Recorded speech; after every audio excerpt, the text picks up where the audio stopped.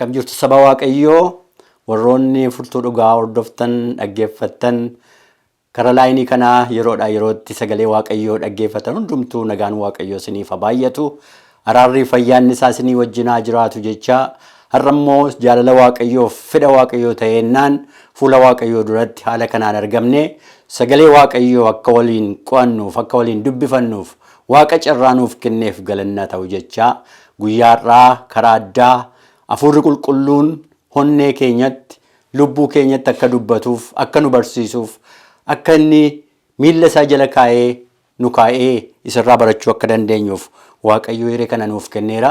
Isa hiree kana nuuf kenne galateeffachuudhaan Waaqa kadhachuudhaan gara sagalee guyyaarraatti darbina. Mataa keenya bakka jirru hundumaa jiraannetti mataa gadi qabannee Waaqa kadhannu. Hundumaa kan dandeessu hundumaa irrattis saboo kan qabdu abbaa keenya nuti ijoolleen kee fuula kee dura kan jiraannu hundumtuu gaarii tokko hojjennee waan siin gammachiisu goonee waan dhufne tokko hin qabnu hundumti keenya cubbuu gooneerra yakki keenyaaf darbi keenya rifeensa mataa keenya irra taraa cubbuu adda adda keenya hundumaa nuuf dhiiftee ayyaana kee faraara keetiin yaa Waaqayyo nu to'achuun nu ilaaluun nu wajjin jiraachuun maqaa gooftaa Yesuusiin jaalala kee haa ta'u. Yaa Waaqayyo lubbuu tajaajila kana hordofaa jirtu laayinii kana irratti kan argamte guyyaadhaa guyyaatti sirraa kan dhaga'uu barbaadu gurra hundumaa ija hundumaa maqaa gooftaa Yesuusiin akka eebbiftuuf jaalala kee haa ta'u. Yaa Waaqayyo ijoollee kee wajjin ta'e ana garbicha kees kan na biraa ta'e tokko illee hin jiru kan sirraa ta'e barachuu akka dandeenyuuf ati nu gargaari. Galgala kana kan ati nutti dubbadhu nus sirraa dhageenyaa maqaa gooftaa Yesuusiin nuuf kadhatamii. Ameen. Egaa guyyaarraa karaa addaa sagalee Waaqayyoo keessaa yeroo itti qoodamnu ta'a.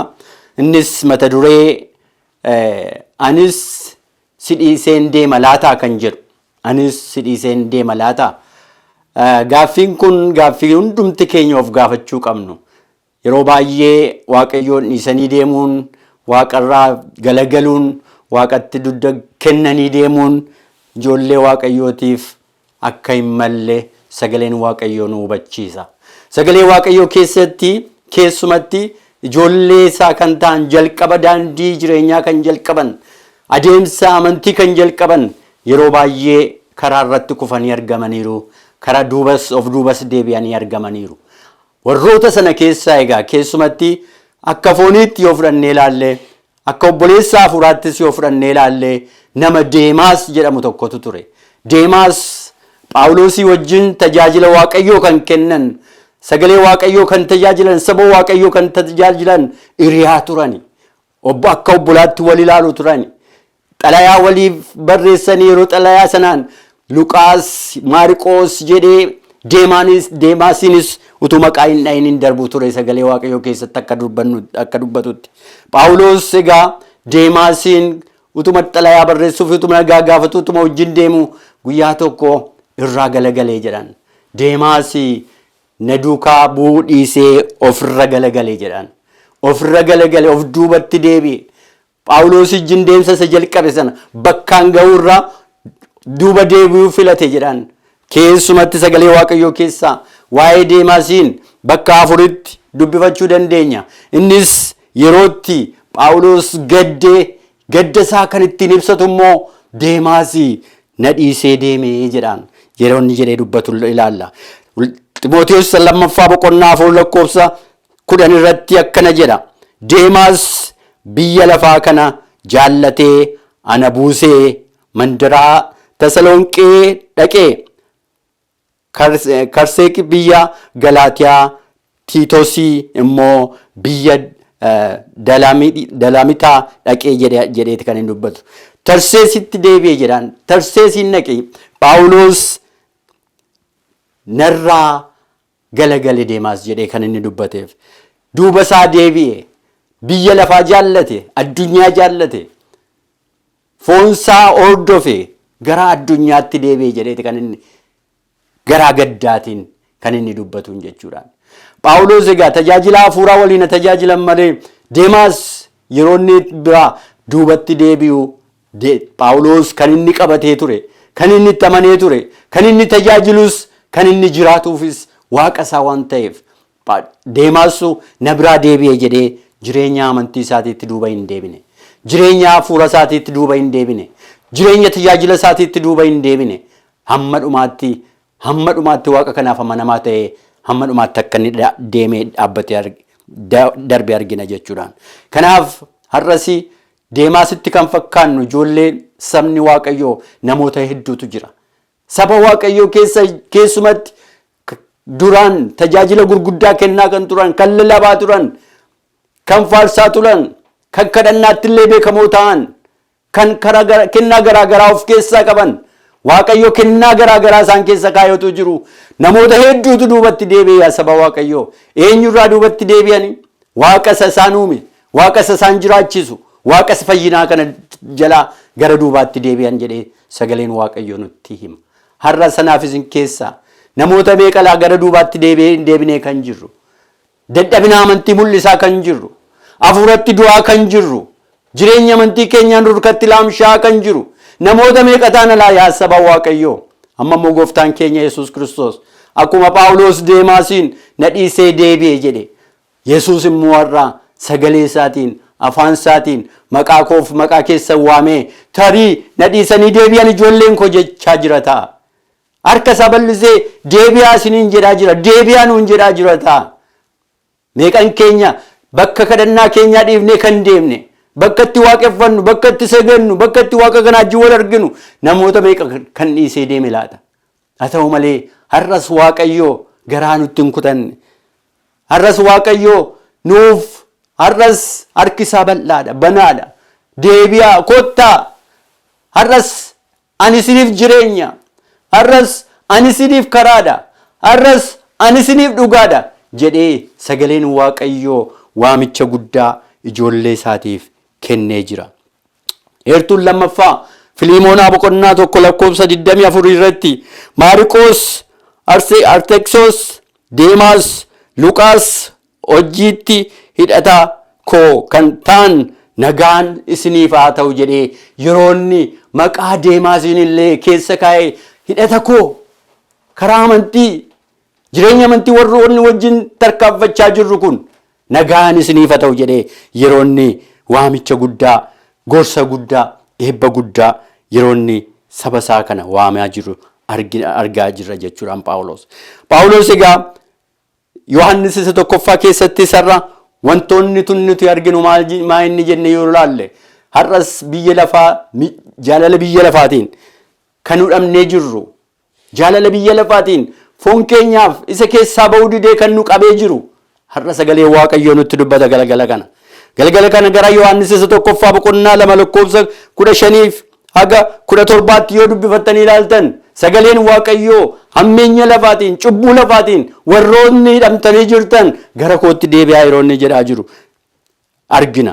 Isiniifan dubbisa akkana jedha. Biyya lafaa yookiis waan biyya lafaa jaallachuun hidhamtaniittu jedhaan. Wantoota biyya lafaa jaallachuudhaan hidhamtaniittu. Namni tokko biyya lafaa jaallachuutti yoo hidhame Waaqayyo Abbaa jaallachuu isaa keessaa hin jiru. Yoo biyya lafaa hin jaallanna ta'e Waaqa Abbaa jaallachuun nu keessa hin jiru jedheeti kan inni kaa'u. Wanti biyya lafaa keessa jiru hundinuu hawwii foonii, hawwiin ijaas, jireenyaan karoornis biyya lafaa keessa ba'a malee Abbaa biraa hin jiru. Wantoonni amma dubbatamu egaa kanuma biyya lafaa keessaa burquudha malee Waaqa Abbaa bira akka hin jirre nutti hima jechuudha. Biyyi lafaa hawwiin isaas hundinuu ni darba. Namni fedha Waaqayyoo raawwatu garuu bara baraan jiraata jedha sagaleen Waaqayyoo. Namni fedha Waaqayyoo raawwate bara baraan jiraata. Galanni Waaqayyoof haa ta'u. Ijoollee Waaqayyoo irraa fedha Waaqayyoo akka raawwannuuf waamamne. Ijoollee Waaqayyoo gara jireenya amantii kana kan dhufneef illee jireenyi gonfoo hafuuraallee kan nu eeggataa jiruuf maal waan gooneefi biyya lafaa kana hawwii isaa, fedhii isaa, hawwii fodhii keessumatti immoo macaafa qulqulluu keessatti gaashaan gadi fageenyaan hin argina. Jireenyi hawwii foonii maal akka ta'an, maal akka bakka isaan ittiin nama ga'an hundumti keenya hin beekna. namni hawwii fooniin qabame jireenya fooniitiin hidhamee jiru Galaatiyaa boqonnaa 5:19 haga 21tti yoo dubbifattanii ilaaltan hawwiin foonii fedhiin foonii maal akka isaan ta'an nutti hima. Hojiin foonii mul'ataadha.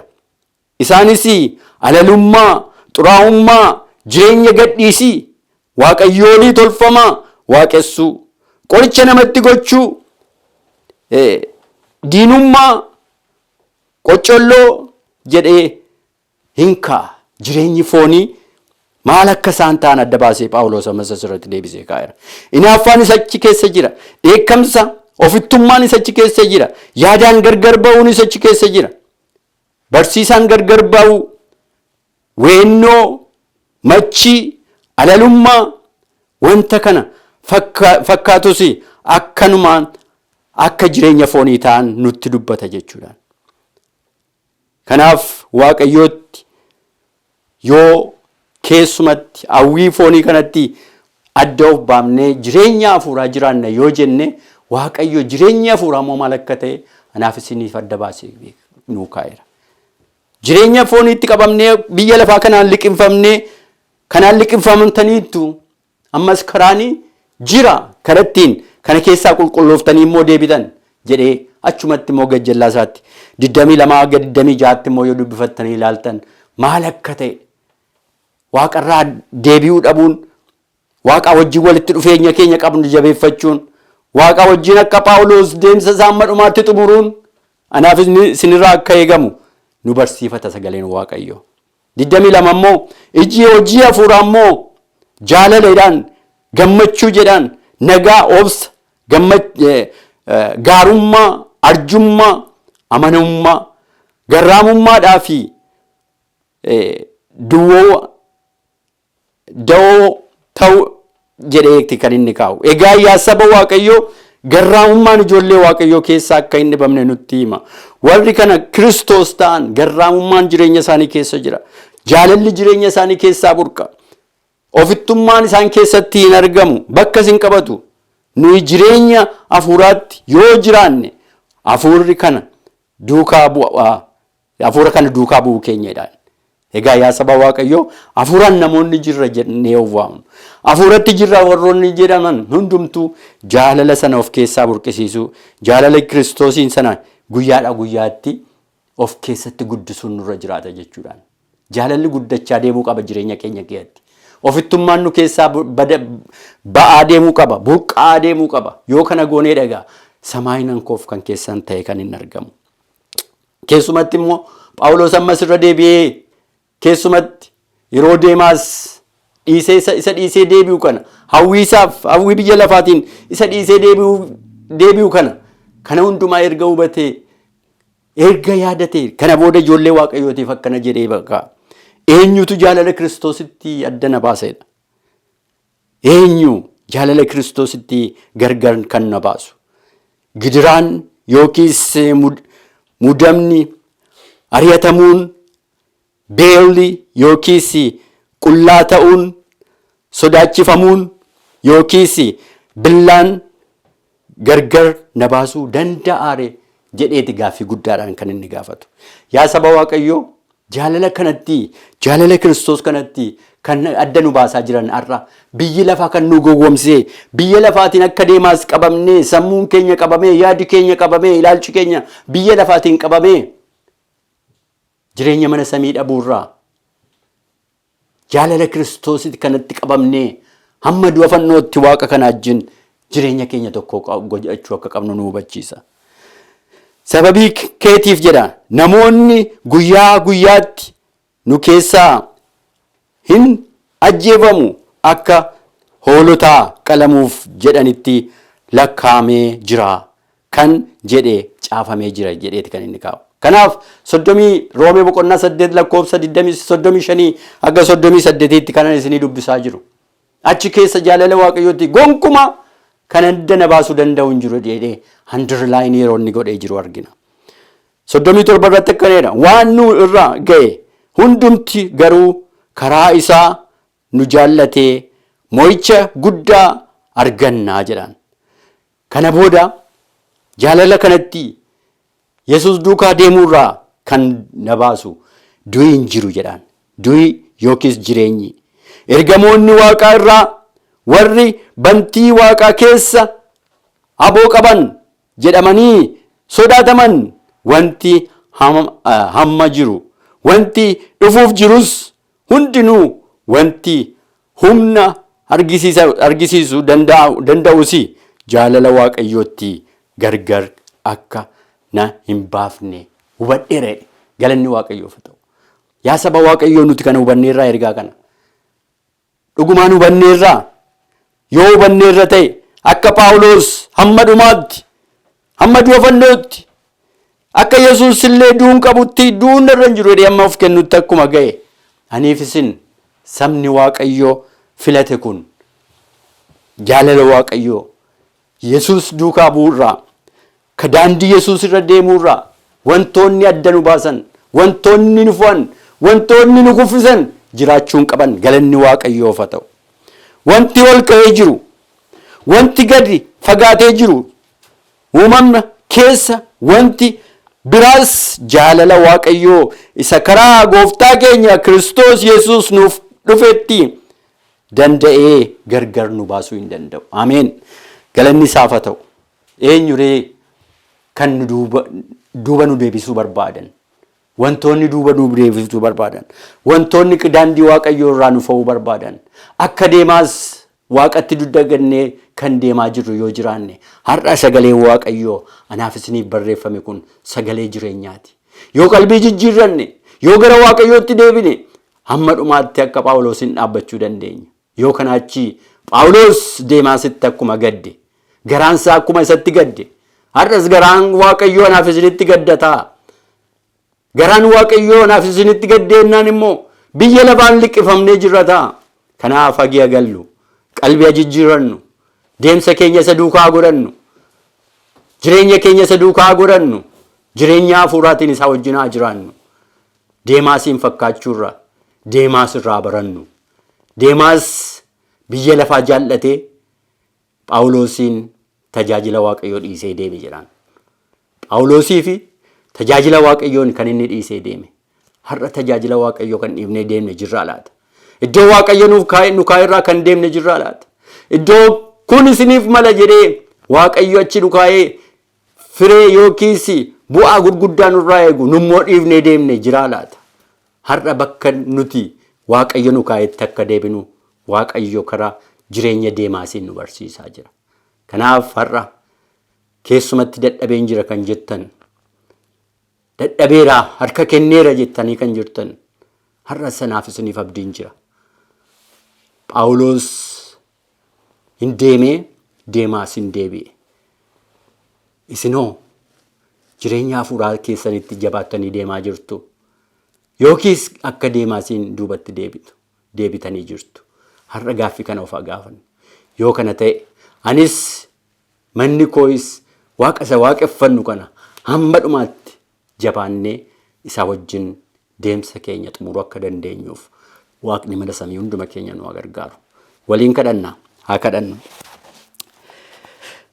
Jaalala barbaraatiin kan nu jaallattee, jaalala nu jaallatte immoo kana tokkicha ilma kee gooftaa Yesuus Kiristoosiin dukkana keessaa gara ifaatti, du'a keessaas gara jireenyaatti nu waamtee ijoollee kee waan nu godhatteef yaa Waaqayyo saba maqaa kee dhaatuan keessaa qooda qabaachuu waan dandeenyeef maqaa gooftaa Yesuusiin galanni siif haa ta'u. Akka Phaawulos ammas deemsi keenya si wajjin yoo ta'e yaashuu baay'ee gammanna nutti tola. Deemsi keenya amma dhumaatti amanamummaadhaan yoo si wajjin tarkaanfachaa jirra ta'e gammachuu guddaa qabna. Garuu dadhabnee akka Deemaasiin biyya lafaa filanneerra yoo ta'e duuti, badiisi, jireenyi anaaf maatii kootiifis gaaffii keessa jira waan ta'eef qalbii keenya nuuf jijjiirii gara keetti nu deebisii yaa Yesuus. Bakka yaa Waaqayyo ati nu keessa sana dhaabbannee akka argamnuuf nu gargaari. Dhuma keenya nu bareechitee biyya samii nuuf godhi. Kana hundumaa yaa Waaqayyo nu gargaartaa galanni siif haa ta'u. Yaa Waaqayyo hordoftootaaf keessumatti furtuu dhugaarra jiran maqaa gooftaa Yesuus Kiristoosiin kadhannaa addaatiin fuula kee barbaaddachaa kan jiran gara keetti kan dhiyaatan sirraa kan barachaa jiran ammas yaa Waaqayyo jireenya isaanii hundumaa akka eebbiftu, mana isaanii hundumaa akka eebbiftu, bakka isaan jiraatan, hojii isaanii, jireenya isaanii, kadhaa garaa isaanii hundumaaf deebii akka taatuuf jaalala kee haa ta'u. Dhumi keenya bareedee miidhagee biyya samii nuuf haa ta'u. Kana hundumaa siqrannaa nuuf kadhatami. Maqaa satteen biyya lafaa jaallatte tokkicha ilma kee Gooftaa Yesuus Kiristoos irraa nuuf dhaga'i. Ameen.